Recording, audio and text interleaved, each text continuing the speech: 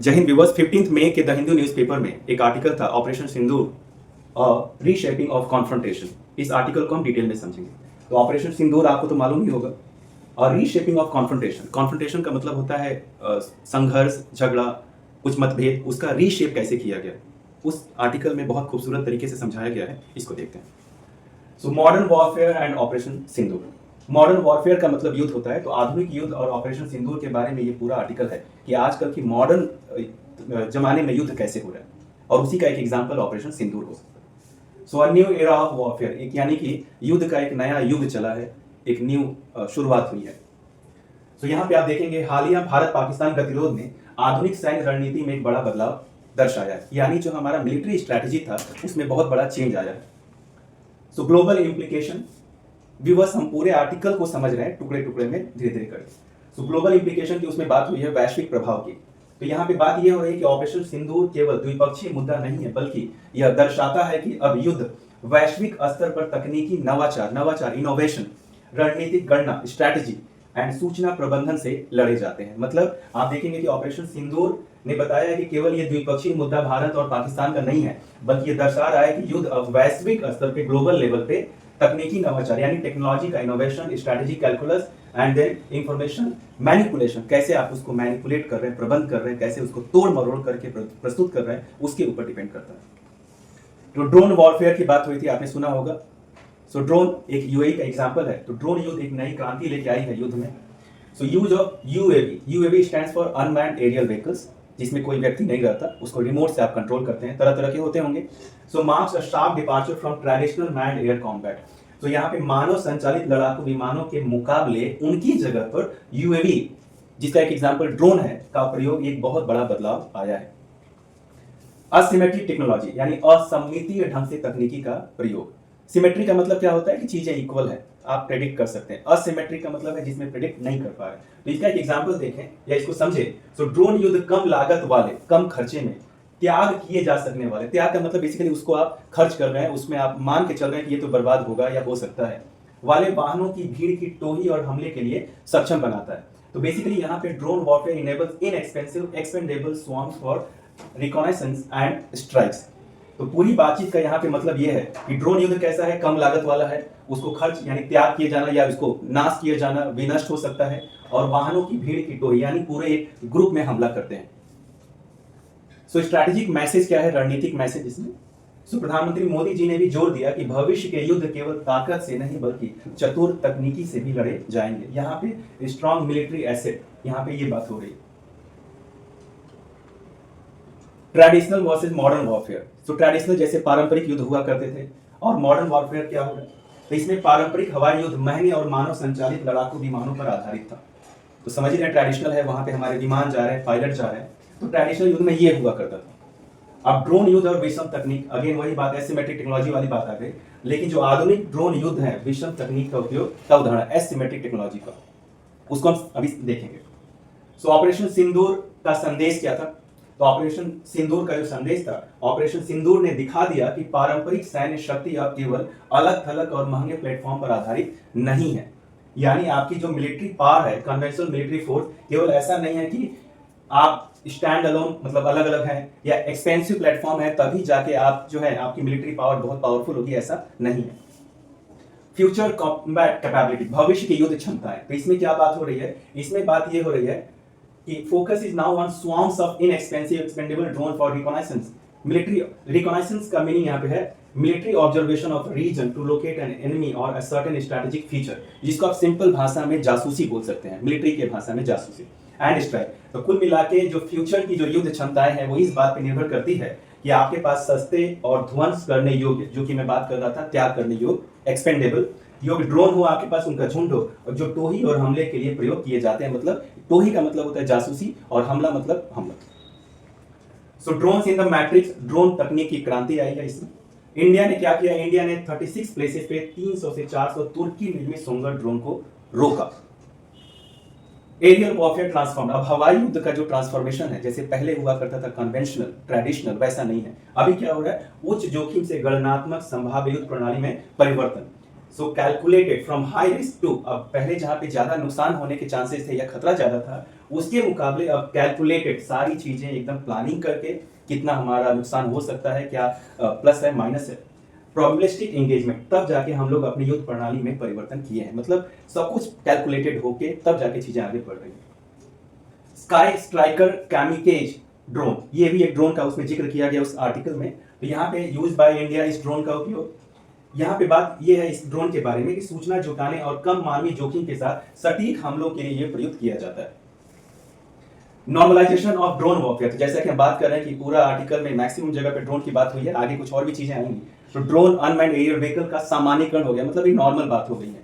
आपने सुना भी होगा कि शादियों में ड्रोन से फोटो खींचे जा रहे हैं।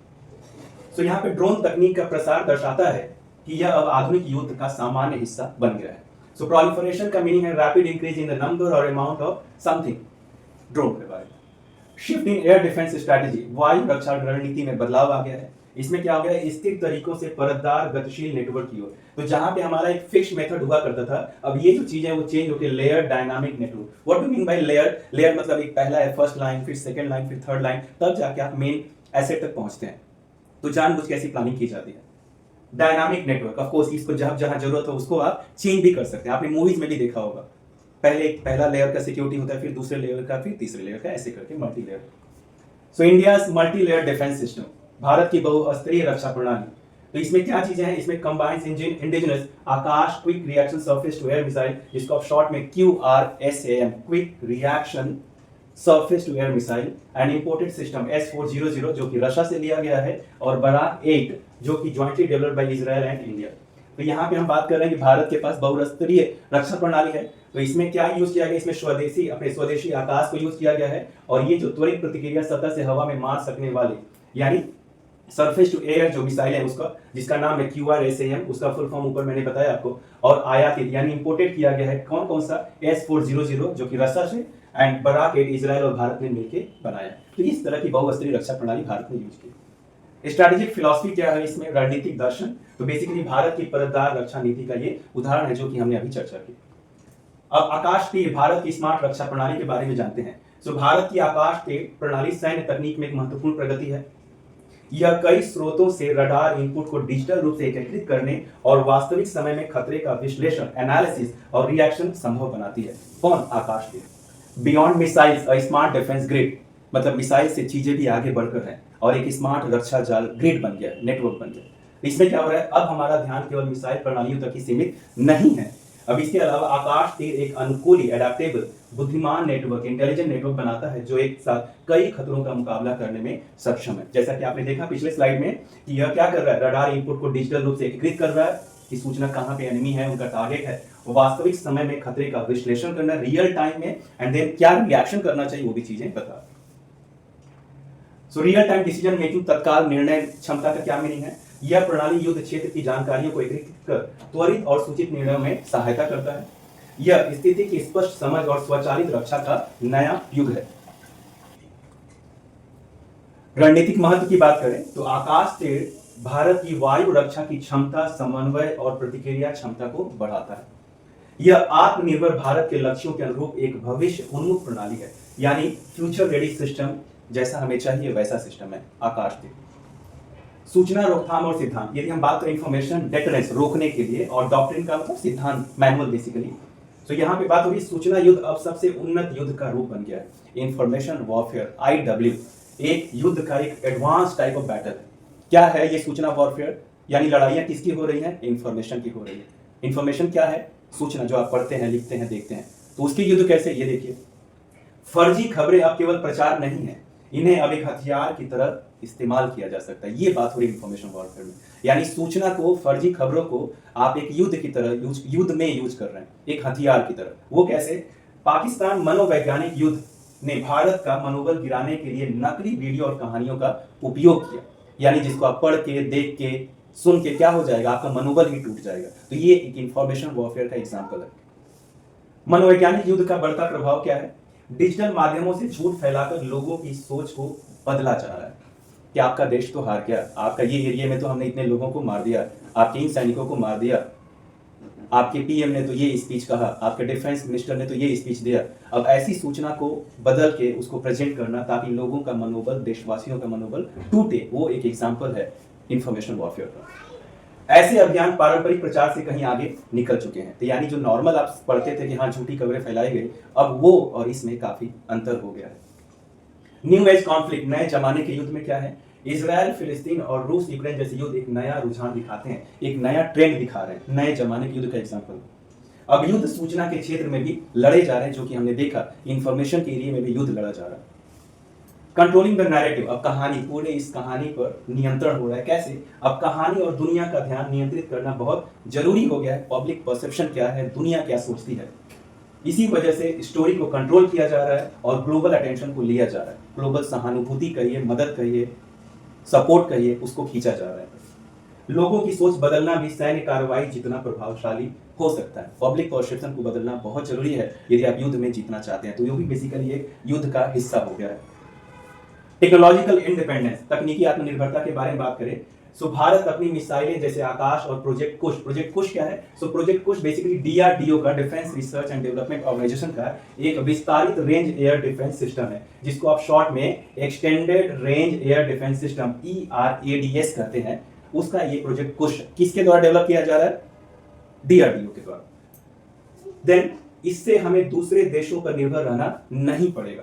ये तकनीकी आत्मनिर्भरता की हम बात कर रहे हैं भारत के नजरिए से। यह रक्षा उत्पादों के निर्यात और भारत की छवि को मजबूत करने में मदद करता है। सो बियॉन्ड मिलिट्री पावर, सैन्य शक्ति से ऊपर की बात करें तो यह केवल सैन्य ताकत दिखाने की बात नहीं है। ऑपरेशन सिंदूर यह एक व्यापक रणनीति है जिसमें शामिल है, क्या क्या चीजें शामिल है? एक स्ट्रैटेजी है। स्ट्रैटेजी और प्लानिंग में क्या डिफरेंस है फ्रेंड? प्लानिंग में आप एक नॉर्मल प्लान करते हैं जिसमें आप ओपोनेंट की चीजों को ध्यान में नहीं रखते, लेकिन स्ट्रैटेजी क्या होता है? आप ओपोनेंट को ध्यान में रखते हुए यदि कुछ प्लान बनाते हैं, so that becomes strategy. Example, किसी यूनिवर्सिटी को रैंकिंग में बेहतर लेना है, तो यदि वो दूसरी यूनिवर्सिटी क्या कर रही हैं, उनकी चीजों को देखकर, सीखकर यदि हम प्लानिंग करते हैं, सो दैट बिकम्स स्ट्रैटेजी, ताकि उनका जो रैंकिंग है वो बेहतर हो, एडमिशन ज्यादा हो और ज्यादा फंड मिले। सो स्ट्रैटेजी यह एक व्यापक रणनीति है जिसमें शामिल है, क्या क्या शामिल है? हम विवश बात करें मिलिट्री पावर का, बियॉन्ड मिलिट्री पावर, तो इसमें शामिल है कि विदेशी निर्भरता को कम करना। यदि हम मिलिट्री से उठ के देखें तो हमने क्या सीखा इसमें? ऑपरेशन सिंदूर से क्या एक लेसन मिला कि अब हमें विदेशी निर्भरता को कम करना पड़ेगा, हमें स्वदेशी चीजें बनानी पड़ेगी। रक्षा उत्पादों के निर्यात से रोजगार और आय के अवसर पैदा करना। ऑफ कोर्स आप डिफेंस रिलेटेड प्रोडक्ट बनाते हैं तो उसका निर्यात करके उसे रोजगार और आय के अवसर भी होंगे। दुनिया को भारत की तकनीकी क्षमता साबित करना, तो दुनिया के सामने हम एग्जाम्पल सेट कर रहे हैं कि हम भी टेक्नोलॉजी में बहुत एडवांस्ड हैं, हम अपने हथियार बना सकते हैं, अपनी मिसाइलें बना सकते हैं और जिसको हम यूज करके, निर्यात करके हम अर्न कर सकते हैं। स्मार्ट डिटरेंस स्ट्रैटेजी, डिटरेंस का मतलब होता है रोकथाम। क्या हमने स्ट्रैटेजी अपनाई रोकने के लिए? तो भारत ने युद्ध से बचने के लिए एक समझदारी भरी रणनीति अपनाई है। यस, युद्ध से बचने के लिए हमने एक रणनीति अपनाई, क्योंकि युद्ध किसी भी देश के लिए बहुत ज्यादा फायदेमंद नहीं हो सकता, कुछ न कुछ नुकसान जरूर होता है। तो युद्ध से बचे भी हम और हमने ऑपरेशन सिंदूर भी किया। भारत अपनी ताकत दिखाता है लेकिन शांति से बातचीत की जगह भी हमने छोड़ी हुई। This is very important. ये युद्ध नहीं था। हमने हमेशा सुना कि आतंकवादी ठिकानों पर भारत ने आक्रमण किया। भारत की जो नई सैन्य रणनीति थी उसमें क्या था? सैन्य सिद्धांत में बदलाव। तो भारत का जो मिलिट्री डॉक्ट्रिन था या जो प्रिंसिपल था उसमें बदलाव किया गया। रक्षात्मक से सक्रिय रणनीति की ओर बदलाव। पहले जहां पे हम डिफेंसिव थे या हमारी स्ट्रैटेजी ऐसी थी, प्लानिंग ऐसी थी, डॉक्ट्रिन ऐसा था, उस चीज में बदलाव करके हमने क्या किया? प्रोएक्टिव स्ट्रैटेजी नहीं, अब हम लोग सक्रिय रूप से आगे बढ़ेंगे यदि कुछ ऐसा मामला आता है तो। सटीकता और योजना पे आधारित। सटीकता का मतलब क्या है कि एकदम जो प्रेसिजन, आपने वर्ड कई बार स्पीच में सुना होगा। सो जहां पे हमें अटैक करना है, टारगेट है, उसी को नुकसान हो और कहीं पे नुकसान ना हो। सो प्रेसिजन एंड प्लानिंग पर भी ध्यान दिया गया। 3 की एलिमेंट थे, 3 मुख्य तत्व इसमें, जिसमें क्या था? उकसावे का तेज और सटीक जवाब। जहां कहीं भी प्रोवोकेशन हुआ तो उसको क्या किया गया? उसको क्विक रिस्पॉन्स किया गया। देन जिसमें क्या था? एग्जाम्पल के तौर पे देखो तो भारत अब संतुलित और तेज सैन्य प्रतिक्रिया देने में सक्षम है। हमने पाकिस्तान को, दुनिया को मैसेज दे दिया कि यदि प्रोवोकेशन होगा, यदि कोई हमें उकसाएगा तो हम मुंहतोड़ जवाब देंगे। दूसरा, layer defence and offence system. So स्तरीकृत, जैसा कि मैंने बताया, लेयर्ड वाइज रक्षा भी है और लेयर्ड वाइज आक्रमण भी। ये बहुत इंपॉर्टेंट पॉइंट। इसका एग्जांपल देखें तो स्वदेशी तकनीक और आधुनिक विदेशी प्रणालियों का संयोजन करके हमने अटैक भी किया लेयर सिस्टम के थ्रू और रक्षा भी की लेयर सिस्टम के थर्ड देखिए एलिमेंट, तो शक्ति का नियंत्रित उपयोग बहुत इंपॉर्टेंट है। यदि कोई शक्तिशाली व्यक्ति समझदारी से काम ले तो समझिए कि उसकी पावर डबल हो जाती है। तो हम पावरफुल हैं, लेकिन इस पावर को यूज करने में हमने अपनी विजडम, इंटेलिजेंस, समझदारी यूज की। बिना पूर्ण युद्ध के सटीक सैन्य शक्ति का प्रदर्शन किया। ये युद्ध नहीं था, ये जस्ट ऑपरेशन सिंदूर था, एक आतंकवादी ठिकानों पे अटैक था। अब यहाँ पे बात करें तो न्यू नॉर्मल इन वॉरफेयर, अब युद्ध में भी एक नया नॉर्मल आ गया है। बहुत इंपॉर्टेंट ये फ्रेज है, न्यू नॉर्मल इन वॉरफेयर। युद्ध में एक नया सामान्य बन गया है। बहुत अजीब लग रहा है बस सुन के, युद्ध भी है और सामान्य भी। हाँ, न्यू वॉरफेयर में नया नॉर्मल, साधारण क्या है भाई? अब भारत की रणनीति ताकत और समझदारी से स्थिति को संभालने का मिश्रण है। हमारी जो स्ट्रैटेजी है उसमें क्या हो रहा है, रणनीति, ताकत और समझदारी दोनों का एक बहुत अच्छा कॉम्बिनेशन है, मिक्सचर है। इस पूरे ऑपरेशन सिंदूर में हमने ये भी देखा कि तीनों सेनाओं द्वारा, पैरामिलिट्री फोर्सेस द्वारा भी बहुत ही खूबसूरत उनका समन्वय देखा गया। तो सशस्त्र बलों द्वारा संयुक्त अभियान, एक ज्वाइंट ऑपरेशन था। ज्वाइंट ऑपरेशन का क्या मतलब है? ज्वाइंट ऑपरेशन का मतलब है ऐसा नहीं है कि आर्मी अपना काम अलग कर रही है, नेवी अलग कर रही है, एयरफोर्स अलग कर रही है। ऑफकोर्स वो अलग अलग कर रहे हैं, लेकिन ये सब करने में भी उनमें कहीं ना कहीं एक समन्वय, एक कोऑर्डिनेशन है। ओके, आप पहले मिसाइल दीजिए, फिर हम आर्मी पैदल सेना जाके यहाँ पे अटैक करेंगे। तो ये सारी चीजें, तो यहाँ पे क्या हुआ, भारतीय सशस्त्र बलों ने पारंपरिक बाधाओं को तोड़ते हुए अभूतपूर्व अंतर विभागीय समन्वय प्राप्त किया है। तो यहाँ पे देखें तो अचीव अनप्रेसिडेंटेड, पहले कभी ऐसा नहीं देखा गया था। इंटर सर्विस कोऑर्डिनेशन, तीनों सेनाओं के बीच में, पैरामिलिट्री फोर्सेस के बीच में coordination, breaking the traditional sequence, जो पहले नहीं होता था उसको तोड़ करके, उसको बेसिकली वहां से आगे बढ़ के हमने एक नया कोऑर्डिनेशन स्थापित किया। और ये बहुत सुंदर एक एग्जाम्पल था। Integrated air command and control system, IACCS, संचालन की रीढ़ की हड्डी के रूप में कार्य करता है, जो सेना, नौसेना और वायुसेना की गतिविधियों को वास्तविक समय में समन्वित करता है। तो यहाँ पे एक नया ऑर्गेनाइजेशन का नाम आप सुन रहे हैं, the integrated air command and control system. ये क्या कर रहा है? It's at the operational backbone, पूरा बैकबोन की तरह काम कर रहा है, जहां पे तीनों सेनाएं मिलकर गतिविधियों को कंट्रोल कर रही हैं और वास्तविक समय में कोऑर्डिनेट कर रही हैं। और क्या हुआ? IACCS ने सैद्धांतिक संयुक्ता को वास्तविक संचालन में बदल दिया। पहले जो चीजें क्या थी, थियोरेटिकल थी, अभी उसको हमने रियलिटी बना दी, एग्जीक्यूट किया। देन आंतरिक और बाहरी खुफिया एजेंसियां रणनीतिक निर्णय और सटीक लक्ष्य निर्धारण के लिए एकीकृत सहायता प्रदान करती है। तो ऑफकोर्स ये ऑपरेशन तब तक सक्सेसफुल नहीं हो सकता जब तक internal and external intelligence agencies में मिलकर सपोर्ट नहीं करते।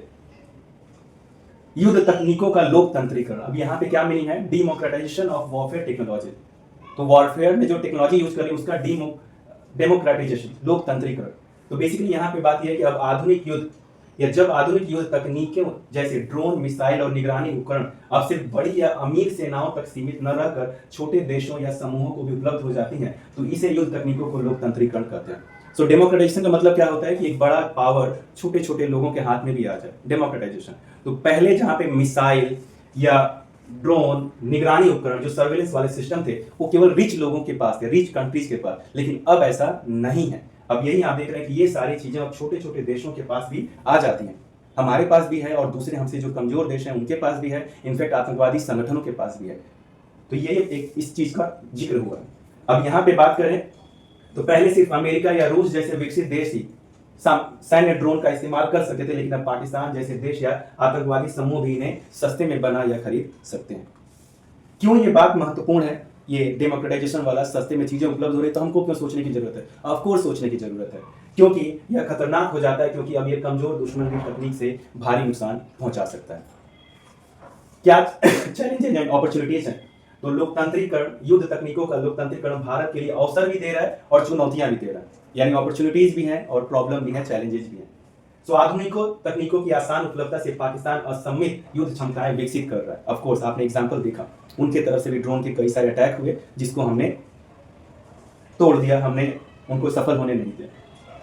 यह परिवर्तन भारत की सैन्य रणनीति, खुफिया प्रणाली और रक्षा योजना में व्यापक बदलाव की मांग करता है। पहले जहां पे हम ये सोचते थे कि पाकिस्तान या दूसरी जो आतंकवादी संगठन है ड्रोन, मिसाइल नहीं यूज कर पाएंगे क्योंकि उनके पास पैसा नहीं था, लेकिन अब चूंकि ये चीजें सस्ते में उपलब्ध है, तो हमें क्या करना है, इंडिया के लेवल पे हमें अपनी सैन्य रणनीति और इंटेलिजेंस को और रक्षा योजना में डिफेंस सिस्टम को बहुत मजबूत करना होगा।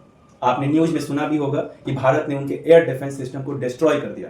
तो जब एयर डिफेंस सिस्टम को डिस्ट्रॉय कर दिया तो वो हमारी मिसाइलों का मुकाबला नहीं कर पाएंगे, क्योंकि वो पकड़ ही नहीं पाएंगे। तो यहाँ पे बात यही हो रही है कि जब छोटे छोटे दुश्मनों के पास कमजोर दुश्मनों के पास भी जब इस तरह की चीजें आ रही हैं तो वो हमें नुकसान पहुंचा सकते हैं, तो हमें अपनी रक्षा प्रणाली को भी और बेहतर करना होगा। यहाँ पे एक बहुत खूबसूरत वर्ड है फ्रेंड्स, कंटेम्प्रेरी वॉरफेयर, यानी आधुनिक युद्ध स्वभावतः बहुआयामी है।